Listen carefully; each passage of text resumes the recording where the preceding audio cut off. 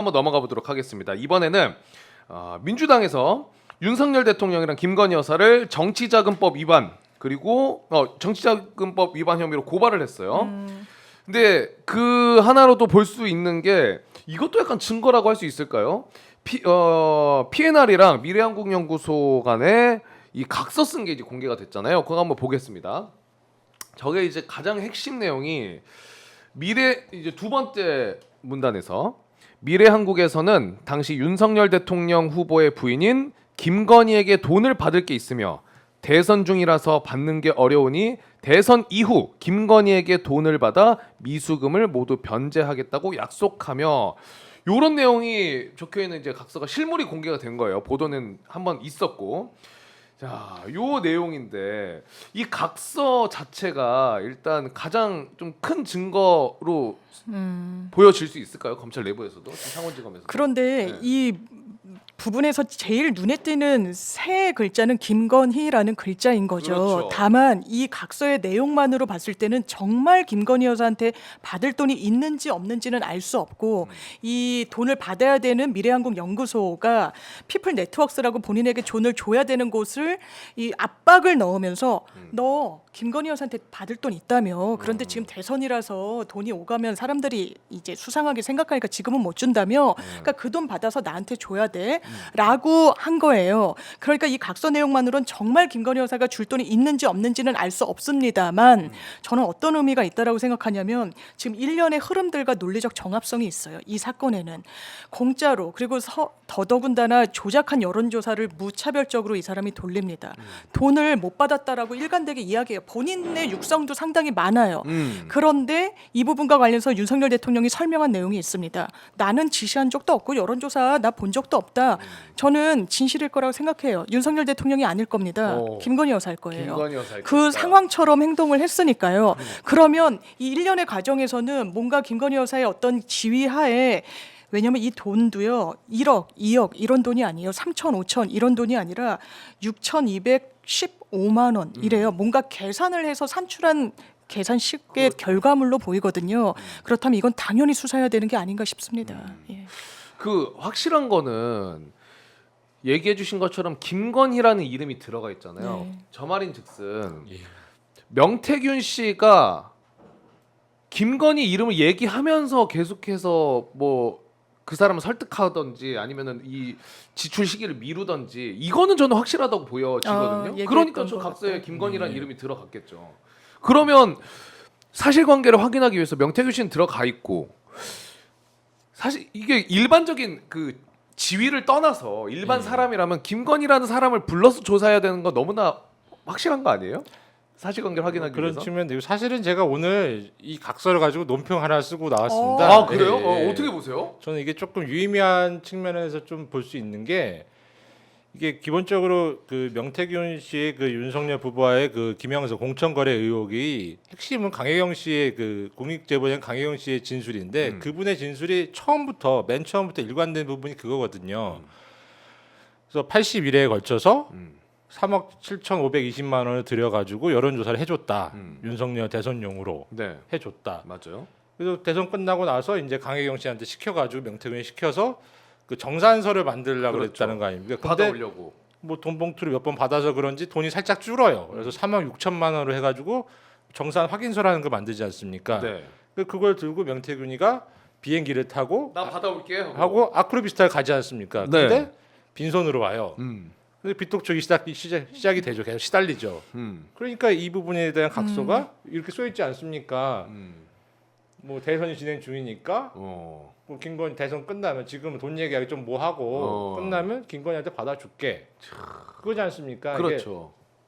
여태까지는 공익제보자인 강혜경 씨의 일관된 진술만 있었는데 그 진술을 뒷받침해주는 물증이 나온 겁니다. 그래서 저는 굉장히 그래서 유의미하다고 보고 민주당에서 왜 저희 당에는 저런 게 안 오는지 모르겠는데 어쨌든 좋은 거 공개하셨다고 생각합니다. 네. 예. 근데 검찰에서 김건희 여사 이거 진짜 직접 조사가 좀 필요할 것 같긴 한데 당연히 좀 어려울 거라고 좀 보여지긴 하고 좀 아. 현실적으로 그러니까 정말 명징해 보이는 것도 그러니까. 사실 휴대전화를 다 반납하고 조사를 하는 판에 네. 지금 이 상황에서 여사를 조사한다? 아, 상상하기 어려운 현재 검찰로서는 의지와 능력이 없다고 생각합니다. 네. 아, 그 와중에 지금 슈퍼챗이 저희가 슈퍼챗이 좀 드문데 우리 경향신문의 구교형 기자가 3만 원을 아이고, 형님 고맙습니다. 아유, 퇴근하셨나 보네. 대단히 감사합니다. 고맙습니다. 슈퍼챗 쏴주셨네. 그러면 이것뿐만 아니라 돈이 지금 약간 잊혀졌는데 예. 명태균 씨가 김건희 여사한테 금일봉 받았다고 한 거 있잖아요. 근데 뭐 그거에서 그냥 애기 과자값이라고 하면서 준 거다 그랬는데 어떤 과자가 500만 원씩 합니까? 근데 이 돈도 좀 규명해야 될 것 같은데 이건 약간 쏙 들어간 것 같아요. 쑥 들어갔죠 한번. 이게 네. 무슨 기차에서 이렇게 받고 막 그랬다는 걸로 제가 기사 보도를 봤었는데. 예, 그 봉투에 커바나 컨텐츠 이렇게 써 있어서 맞아요. 되게 그게 이게 기억에 남는다라고 강혜경 씨가 이야기했던 네. 걸로 기억을 하고 또 자랑을 했다라는 것이니까요. 그리고 명태균 씨가 수사관인가 검사한테 그랬다는 거잖아요. 아, 맞아요. 압수수색 네. 할 때 거기 잘 보이는데 놔뒀는데 못 봤어요. 뭐 이거 완전 조롱이잖아요. 조롱도 그렇고, 그러니까 너 뭐 김건희 수사할 자신 있어, 뭐 그 정도로 좀 이렇게 떠보는 거죠. 어. 내가 이 정도 거물인데 네. 네가 나 건드릴 수 있어. 뭐 약간 그런 거 아니겠습니까? 브로커들의 좀 약간 전형적인 조금 전형적인 좀 못된 습성이죠. 못된 습성이다. 예. 야. 그리고 이제 또 하나가 이제 강혜경 씨 변호인단 쪽에서는 지금 윤석열 대통령 부부 2명 다 핸드폰 바꾸지 않았습니까? 번호도 바꾸고. 근데 요 전에 바꾸기 전에 쓰던 핸드폰 관련해서 증거 보전 청구를 했다고 하는데 요 핸드폰 버리진 않았을 것 같은데 어떻게 보세요? 아니 왜냐면 언론이 취재를 했더라고요. 대통령실의 입장을 문의했을 때 묵묵부답이었던 걸로 제가 기억이 납니다. 그 해당 보도 내용에서. 맞아요. 그러면 대단히 수상쩍은 거예요. 아니 그리고 왜냐하면 그 전화번호가 한번 공개가 됐었어요. 당원 가입할 때 이게 언론사에 나오면 최소한의 공직자의 준비를 하거나 공직에 가면은 그 번호는 안 쓰는 게 맞지 않습니까? 아니, 당연하죠. 그런데 그걸 계속 쓰고 그게 마치 민주적인 소통을 한 것처럼 포장을 하더니 이 수사가 사실 저는 턱 밑까지 차왔다고 생각합니다. 이건 피할 수 없을 거예요. 그런데 그 국면에서 전화번호 바꾼 것을 마치 굉장히 공직의 엄중함을 수행하는 것처럼 이야기하고 그럼 과거폰 어딨냐고 물었을 때 함구한다? 증거인멸 아닙니까? 이거 그냥 합리적으로 이해가 되나요? 저 전혀 그렇지 않다고 생각합니다. 그러니까 어떻게 갖고는 있을 것 같으세요?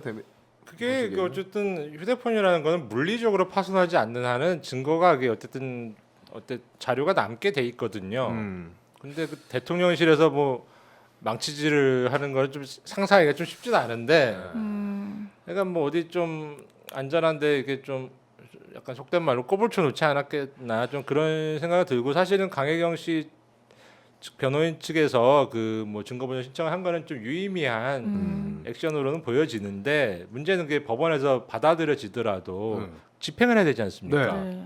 증거보전을 어떻게 하죠? 대통령실에서 문도 안 열어줄 거 아닙니까? 그러니까요. 들어가서 사실상. 가져와야 되는구나. 그러니까 항상 대통령실이 압수수색의 대상이 되면 진짜로 집행은 못하고 이제 이미 제출 형식으로 하는데, 제가 대변인님 말씀을 들으면서 아 설마 대통령이 진짜 뭐 망치로 깨부셨겠어 이렇게 하실 때 하나 장면이 떠올랐던 게 양승태 전 대법원장이 이 사법농단으로 수사를 받을 때 본인 휴대전화 막 이런 그런 기물들을 디가우징이라고 하나요? 전자기기로 밀어버린 적이 있었어요. 전 대단히 놀라웠거든요.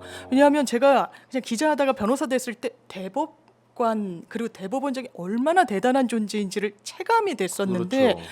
이걸 정말 밀어버려? 어떻게 이런 행동을 하지? 근데 그럼 뭐 대통령도 뭐 모르겠습니다. 그게 그 구속 사유를 스스로 만드는 네. 거거든요. 저도 압수수색을 받아봤습니다. 아, 그래요? 그러셨죠? 4년 네, 전에. 네. 근데 저는 그냥 냅뒀어요. 그냥. 아, 그러셨군요. 왜냐하면 있는 그대로 상태에서 가져가는 게 제일 좋습니다. 오해 소지가 없으니까. 오해 소지 없이. 그 나중에 저도 뭐 사람들 이렇게 많이 조사하다 보면은 나중에는 그 물리적 파손하고 후회하시는 분도 계세요. 그 행위로 인해서 더 아니 뭐 그런 것도 있지만 사실은 자기한테 유리한 것도 있는데 정신이 없으니까 그냥 이게 포개놓고 부셔버리는구나. 보니까 그게 아쉬운 거죠. 아, 이거 있었는데 그것만 있어도 이제, 왜냐하면 아유. 수사기관이 뭘 갖고 있는지도 모르고 그렇죠. 어디까지 수사할지도 모르는 상태에서 그냥 대충 버럭 겁이 나니까 그게 좀 어리석은 행동을 하시는 분들이 꽤 있는데 나중에 많이 후회하십니다. 전 제일 걱정되는 게 뭔지 아세요? 뭐예요?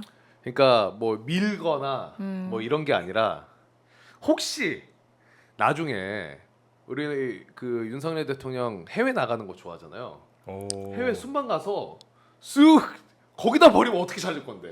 못 찾지. 뭐 그건 못 찾잖아요. 한번 쫙 밀어가지고 아니면 부셔가지고 네. 조용한데 쓱 던지고 오면은 거기는 못 찾는다고 저는 봅니다. 꿀팁 써먹으면 안 됩니다, 대통령 씨. 요거 팁을 주신 건가요? 저거 뭐좀 해야 돼요. 이미 한번 써먹은 거 아닌가요? 이종섭 때 이종섭을 굳이 호주 대사로 보낼 이유가 없었는데 아, 왜 호주 대사로 보냈겠습니까? 호주로 가면은 그 대사는 3년이잖아요. 그렇죠. 그러니까 집 전체 이사해야 되는 거예요. 그래서 이삿짐 정리하면서 자연스럽게 없앨 수가 있는 아. 그 상황이 되지 않습니까? 그것도 진짜 방법이. 야, 이거 무섭다. 어우 상상 초월이에요. 그러니까요. 오해를 안 받고 자연스럽게. 그러니까. 인사에 따른 자연스러운 왜냐하면 이게 조치. 뭐 짐을 뭐 호주까지 다 갖고 갈 수는 없지 않느냐 하면서 막 이런 거 알려주면 안 되는데. 많은 꿀팁이 오늘 생성되는. 야,